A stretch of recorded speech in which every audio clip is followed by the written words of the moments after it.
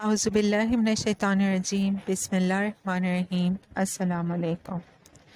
آج ہر طرف گناہوں کے سمندر اور دریا بہہ رہے ہیں اور اللہ رب العزت میرا اور آپ کا امتحان لے رہے ہیں کہ کون میری مان کر اپنے آپ کو محفوظ رکھتا ہے اور کون بے صبری کا مظاہرہ کرتا ہے۔ اس کے نتائج بھی سامنے ہیں کہ جو گناہ کرتا ہے اس کا جی بھرتا نہیں، بلکہ اس کی ہرس اور ہوس مزید بڑھ جاتی ہے، اس کی شہوت اور زیادہ ہو جاتی ہے، اس کے اندر کی بے چینی اور بڑھ جاتی ہے۔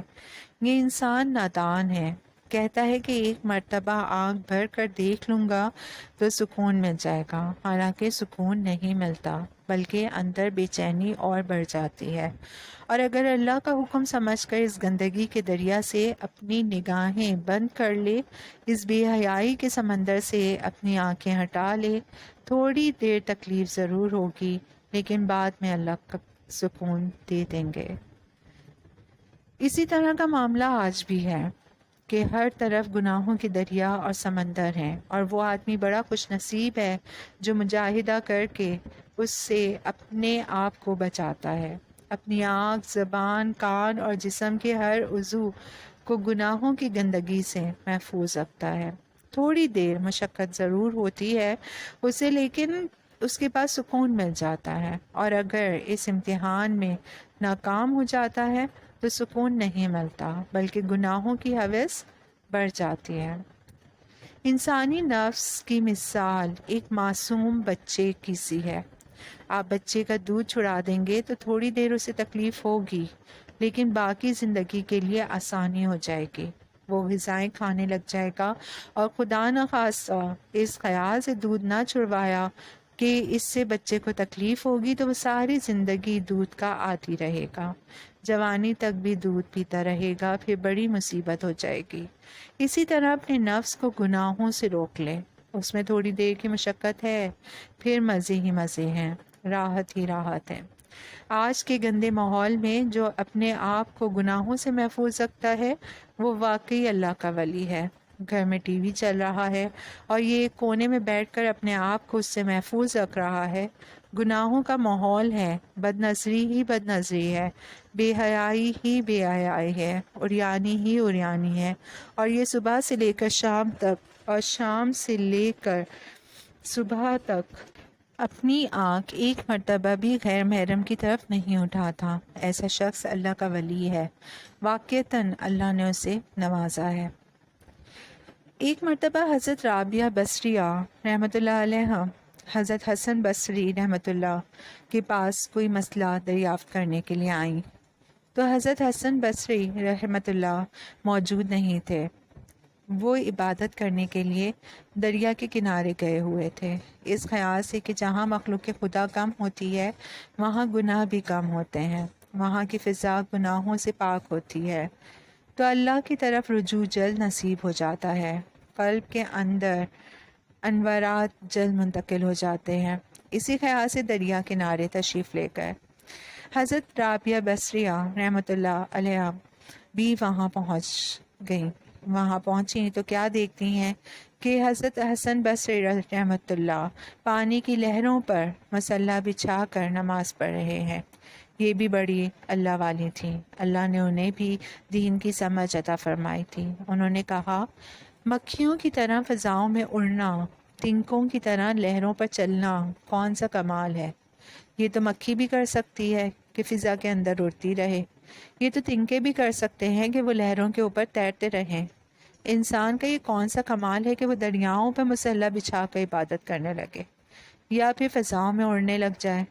انسان کی سب سے بڑی کرامت تو یہ ہے کہ تمام اندرونی جذبات کو اللہ کے حکم کے تابع کرتے، اس کی پوری دن کی زندگی گناہوں سے پاک ہو جائے اور اللہ کی مرضیات کے مطابق ہو جائے، یہی سب سے بڑی کرامت ہے۔ حضرت جنید بغدادی رحمۃ اللہ کے پاس ایک شخص آیا، اس کی نیت ان سے کوئی کرامت دیکھنے کی تھی کہ حضرت کوئی غیر معمولی کرامت دکھائیں گے۔ اس مقصد سے 10 سال تک ان کی خدمت میں رہا۔ 10 سال بعد جب واپس جانے لگا تو مایوسی کا اظہار کیا کہ اتنی مدت میں میں نے تو کوئی خاص کمال نہیں دیکھا، بڑے چرچے سنے تھے جنید بغدادی رحمۃ اللہ علیہ کہ مگر میں نے تو کوئی کمال نہیں دیکھا۔ حضرت جنید بغدادی رحمۃ اللہ علیہ نے اس سے کہا کہ یہ بتاؤ کیا اس عرصے میں میرا کوئی عمل سنت کے خلاف دیکھا؟ اس شخص نے کچھ دیر سوچا اور پھر کہا حضرت آپ کا کوئی عمل سنت کے خلاف تو میں نے نہیں دیکھا۔ آپ نے فوراً کہا الحمدللہ، اب مجھے اطمینان ہے، اس لیے کہ بندے کی سب سے بڑی کرامت یہ ہے کہ بندے کا کوئی عمل شریعت کے خلاف نہ ہو، کوئی عمل ایسا نہ ہو کہ جس سے اللہ کی نافرمانی ہو رہی ہو، کوئی عمل اللہ کو ناراض کرنے والا نہ ہو۔ یہ سب سے بڑی کرامت ہے۔ اسی چیز کو اللہ تعالیٰ نے ایک اور مثال سے سمجھایا ہے۔ سورہ المائدہ میں آیت نمبر 94 ہے، اس میں اللہ رب العزت کا ارشاد ہے کہ اے ایمان والوں، اللہ تعالیٰ قدرے شکار سے تمہارا امتحان کرے گا، جن تک تمہارے ہاتھ اور تمہارے نیزے پہنچ سکیں گے، تاکہ اللہ تعالیٰ معلوم کر لے کہ کون شخص اس سے بن دیکھے ڈرتا ہے۔ ایک آدمی نے احرام باندھا اور حج کے لیے جا رہا ہے، اس کے ارد گرد شکار موجود ہے، وہ آرام سے شکار کر سکتا ہے، لیکن اس خوف سے کہ اللہ تعالیٰ نے احرام کی حالت میں شکار کرنے سے منع کیا ہے، شکار نہیں کرتا، تو اللہ کی رحمت اس کی طرف متوجہ ہو جاتی ہے۔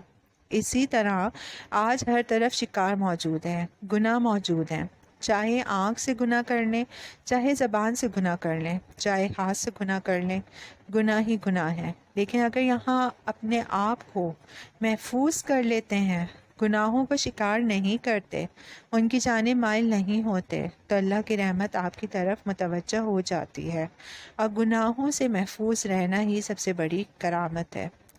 قرآن پاک میں بنی اسرائیل کے تذکرے میں مذکور ہے کہ اللہ تعالیٰ نے انہیں ایک کام سے منع فرمایا تھا، مگر انہوں نے اللہ کے حرام کردہ کام کا ارتکاب کیا تو اللہ نے انہیں خنزیر اور بندر بنا دیا۔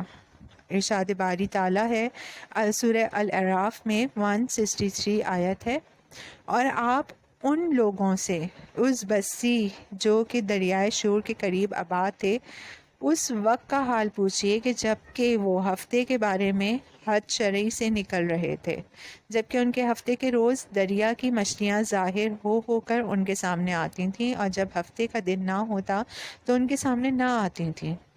ہم ان کی اس طرح پر شدید آزمائش کرتے تھے، اس سبب سے کہ وہ پہلے سے ہی بے حکمی کیا کرتے تھے۔ اللہ رب العزت نے انہیں منع فرمایا تھا کہ ہفتے والے دن مچھلیوں کا شکار نہیں کرنا، اور اللہ کی شان کے ہفتے والے دن ہی مچھلیاں دریا میں تیرتی ہوئی نظر آتی تھیں، بقیہ دن میں غائب ہو جاتی تھیں۔ جب یہ لوگ شکار کرنے جاتے تو کوئی مچھلی نہیں ملتی تھی۔ اب انہوں نے ایک تدبیر سوچی کہ اللہ کے حکم کو بدلنا چاہیے۔ انہوں نے جو ہے یہ کیا کہ وہ ہفتے والے دن دریا کے کنارے پہ گڑھے کھود دیتے اور نالیاں بنا کر پانی کو گڑھوں کی طرف چھوڑ دیتے۔ پانی کے ساتھ ساتھ جب مچھلیاں گڑھوں میں آ جاتی تو پانی کے آنے کا راستہ یعنی نالیاں بند کر دیتے۔ اتوار کے دن آ کر ان گڑھے والی مچھلیوں کا شکار کر لیتے۔ جب کوئی کہتا کہ ارے اللہ کا حکم مت توڑو، تو وہ جواب دیتے کہ ہم نے کون سا اللہ کا حکم توڑا ہے، ہم تو اتوار کے دن شکار کرتے ہیں۔ میرے عزیزوں، بالکل اسی طرح اللہ تعالیٰ آج مجھے اور آپ کو بھی آزما رہا ہے کہ کون ایسا ہے جو گناہ کرنے کے بعد اللہ کے حکم میں تعویلیں کرتا ہے اور اسے جائز بنانے کی کوشش کرتا ہے۔ اس لیے کہ آج بے پردہ باہر گھومنے والی عورت بھی یہ کہتی ہے کہ میری آنکھیں تو بالکل پاک ہے، میرا دل تو بڑا صاف ہے۔ سود کھانے والا بھی یہ کہہ رہا ہے کہ یہ تو تجارت کا حصہ ہے، اس کے بغیر کام کیسے چل سکتا ہے۔ جھوٹ بولنے والا بھی یہ کہہ رہا ہے کہ بازار میں جھوٹ بولے بغیر کام ہی نہیں چلتا، اس لیے اگر بازار میں رہنا ہے تو پھر تو جھوٹ بولنا پڑے گا، یہ وقت کی ضرورت ہے۔ شادیوں اور خوشیوں کے موقع پر اللہ کی نافرمانیاں کرنے والا بھی تعویل کرتا ہے کہ جی رشتہ دار بھی تو ہیں، خاندان بھی تو ہے، سب کو ساتھ لے کر چلنا ہے، اگر ایسا نہیں کریں گے تو رشتہ دار ناراض ہو جائیں گے۔ بالکل وہی بنی اسرائیل والی تعویلات اور انہی جیسی حرکات کی جا رہی ہیں۔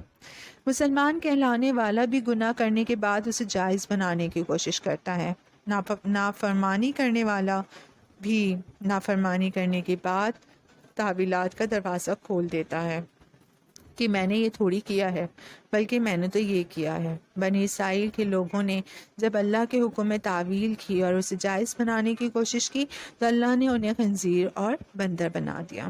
اس لیے گناہ کرنے سے پہلے تھوڑی دیر یہ سوچ لیا جائے کہ اگر میں نے بھی یہ تعویل کی تو کہیں ایسا نہ ہو کہ اللہ میرے ساتھ بھی بنی اسرائیل والا معاملہ کرتے ہیں، اللہ اس پر پوری قدرت رکھتا ہے، یہ بھی ذہن میں رہے۔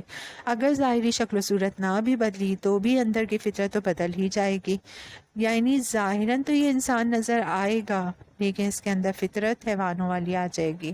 یہ جو آپ معاشرے میں عجیب وحشیانہ اور انتہائی ظالمانہ قسم کے گناہ سنتے ہیں، یہ انسان نما حیوان ہی تو کر رہے ہیں، ورنہ ایک اچھے انسان سے یہ گناہ کہاں صادر ہو سکتے ہیں؟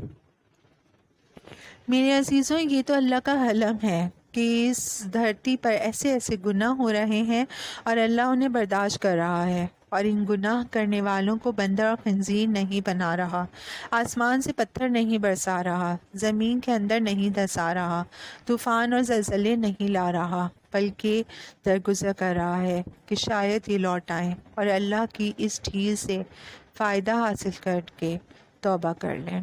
تو میرے دوستوں، یہ سب کیوں ہو رہا ہے یہ سوچیں اور ان گناہوں سے بچنے کی پوری کوشش کریں۔ شکریہ۔